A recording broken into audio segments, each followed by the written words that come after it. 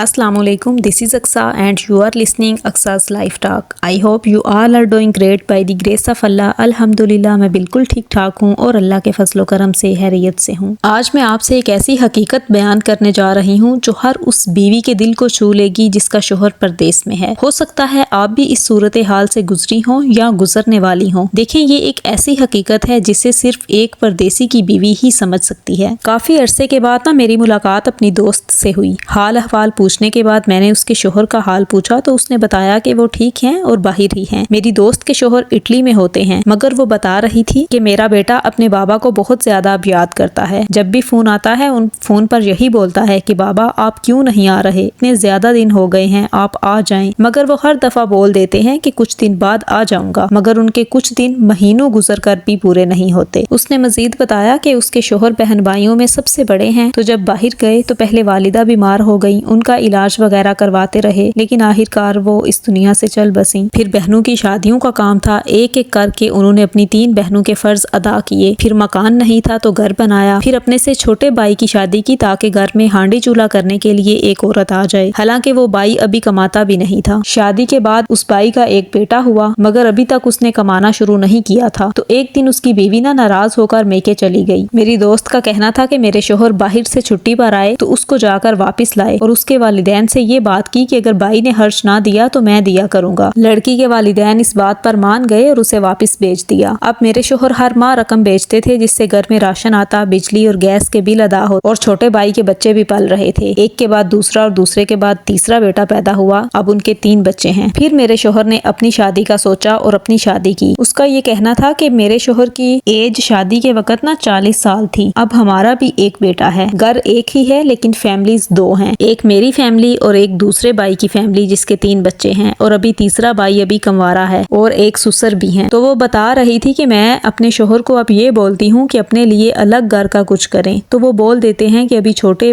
भाई को बाहर बुलवाना है, अपने पास इटली, उसके बाद देखेंगे। उसका कहना था कि घर के बड़े बेटे से और फिर परदेसी मर्द से ना शादी करना है ही बेवकूफी। परदेसी मर्द को अपने घर वालों, बहन भाइयों और वालिदैन के कामों से ही फुर्सत नहीं मिलती, उसने अपने बीवी बच्चों के लिए क्या बनाना है। परदेसी मर्द को अपने बीवी बच्चों से ज्यादा दूसरों की फिक्र होती है। सारी जिंदगी दूसरों का कर करके भी वो दूसरों का हीरो नहीं बनता। वो मजीद कह रही थी कि शादी करके खुद तो वो बाहर चले जाते हैं, मगर बच्चे बाप के प्यार को ढूंढते रहते हैं। बाप की शक्ल सिर्फ तस्वीर में देख देख कर बड़े हो जाते हैं। जिस उम्र में बच्चों को बाप की उंगली पकड़कर चलना होता है, उस उम्र में बच्चे सिर्फ बाप का भेजा हुआ खिलौना पकड़कर बड़े हो जाते हैं। छोटी उम्र में बच्चों के साथ मोहब्बत डालनी चाहिए, बच्चों से दोस्ती करनी चाहिए, मगर इस एज में ही उनको बाप का साथ दस्तयाब नहीं होता। दूसरी तरफ बीवी भी तन्हाई बर्दाश्त कर रही होती है। उसे हर काम के लिए दूसरों पर इन्हिसार करना पड़ता है। कहीं आना है, कहीं जाना है, कुछ मंगवाना है, हर काम के लिए दूसरों की मिन्नतें और तरले करने पड़ते हैं और दूसरों से इजाजत लेनी पड़ती है। और अगर इन सब बातों का जिक्र शोहर से किया जाए तो वो आगे से आराम से कह देते हैं, तुम्हें हर माह हर्ष मिल नहीं जाता, क्या ये काफी नहीं? और शोहर को और उसकी फैमिली को लग रहा होता है कि बीवी को हर माह हर्ष मिल जाता है, बस सारे फराइज पूरे हो गए हैं। हालांकि पैसे के बावजूद भी शोहर की मोहब्बत और कुर्बत की कमी को कोई चीज पूरा नहीं कर सकती। बच्चे बाप के साथ मस्तियां करना चाहते हैं, बच्चे बाप की गोद को, बाप की बातों को, बाप के साथ को याद करते हैं और ये सब पैसे से नहीं मिलता। उसका कहना था कि शोहर को हर सूरत घर पर होना चाहिए, चाहे वो कम ही कमाए लेकिन बीवी और बच्चों के साथ वक्त गुजारे, यही असल सुकून और खुशी है। और अगर शोहर ने परदेस में ही सारी उम्र काटनी है और अपने छोटे बहन भाइयों के ही फराइज अदा करने हैं तो फिर ऐसे शोहर को शादी ही नहीं करनी चाहिए, क्योंकि उसके पास छोटे बहन भाइयों की सूरत में बच्चे तो ऑलरेडी मौजूद हैं। वो उन्हें पाले, उनकी शादियां करे और उनके साथ रिश्ते निभाए। वो शादी करके कम से कम अपने बीवी बच्चों को जलील तो ना करे। और फिर वो तो अपने घर की मिसाल भी दे रही थी। वो बता रही थी कि हम भी 6 बहन भाई थे, हमारे बाबा ने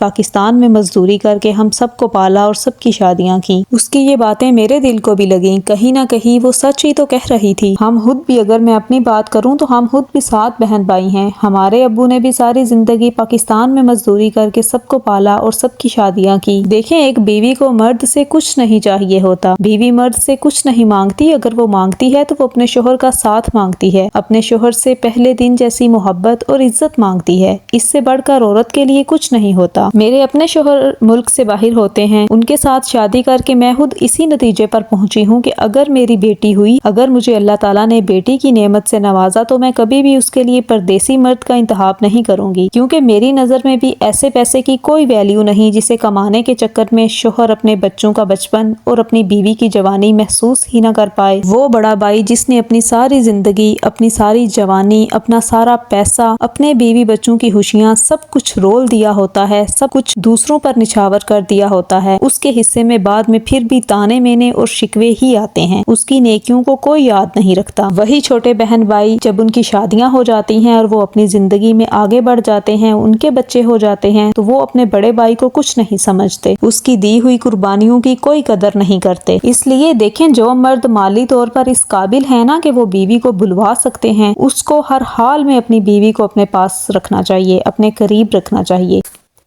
اپنے بہن بھائیوں کو خوش کرنے کے چکر میں اپنے معصوم بچوں کی حق تلفی نہ کریں۔ آپ کی اولاد اور آپ کی بیوی آپ کی ذمہ داری ہے، کسی اور کی نہیں، اور آپ کے بہن بھائیوں کی اولاد ان کی ذمہ داری ہے، اور آپ کے ماں باپ کی اولاد آپ کے ماں باپ کی ذمہ داری ہے، آپ کی نہیں۔ ہاں، آپ ان کی مدد ضرور کر سکتے ہیں، وہ بھی اپنی استطاعت کے مطابق، جتنی آپ استطاعت رکھتے ہیں، استطاعت سے بڑھ کر یا اپنے بیوی بچوں کو محروم کر کے دوسروں کی مدد کرنا یہ بھی ٹھیک۔ شادی سے پہلے جتنا کمایا پچھلوں کو دیا، اب پچھلوں سے تھوڑا ہاتھ کھینچ کر اپنی بیوی کو پاس رکھے، کیونکہ اصل سکون اور محبت یہی ہے۔ ایک دفعہ نا موسیٰ علیہ السلام نے اللہ تعالیٰ سے پوچھا کہ اے اللہ تعالیٰ، یہ گھونگھٹ آپ نے کیوں پیدا کیا؟ تو اللہ تعالیٰ نے جواب دیا کہ انسان کو سبق سکھانے کے لیے۔ موسیٰ علیہ السلام نے پوچھا یا اللہ وہ کس طرح؟ اللہ تعالیٰ نے فرمایا کہ گھونگھٹ زیادہ مشقت کر کے نا بڑا سا گولا بنا دیتا ہے، پھر اس بڑے گولے کو بڑی مشقت کے ساتھ غار کے پاس لے کر آتا ہے، لیکن گھونگھٹ خود تو اندر چلا جاتا ہے اور وہ گولا اتنا بڑا ہوتا ہے کہ وہ باہر ہی رہ جاتا ہے۔ اور یہی حال انسان کا بھی ہے، وہ حلال اور حرام کی تمیز کیے بغیر مال و دولت جمع کرتا رہتا ہے اور پھر انسان خود قبر میں دفن ہو جاتا ہے اور مال و دولت باہر رہ جاتا ہے۔ اس لیے میری تمام پردیسی مردوں سے گزارش ہے، اتنا کمائیں جتنا ضروری ہے اور حلال کمائیں اور اپنے بیوی بچوں کو وقت دیں، باقی آپ جتنا بھی کما لیں، آخر کار قبر میں اکیلے ہی جانا ہے، یہ سب کچھ باہر ہی رہ جانا ہے۔ اگر آپ کو یہ ویڈیو اچھی لگی ہو نا تو آپ نے اسے اپنے پردیسی شوہر کے ساتھ لازمی شیئر کرنا ہے تاکہ یہ پیغام ان تک پہنچ جائے، کیونکہ یہ پیغام صرف ایک پردیسی بیوی کا نہیں بلکہ سب پردیسیوں کی بیویوں کا ہے۔ اور کامنٹ میں آپ نے ضرور بتانا ہے کہ آپ کے شوہر کس ملک میں ہوتے ہیں۔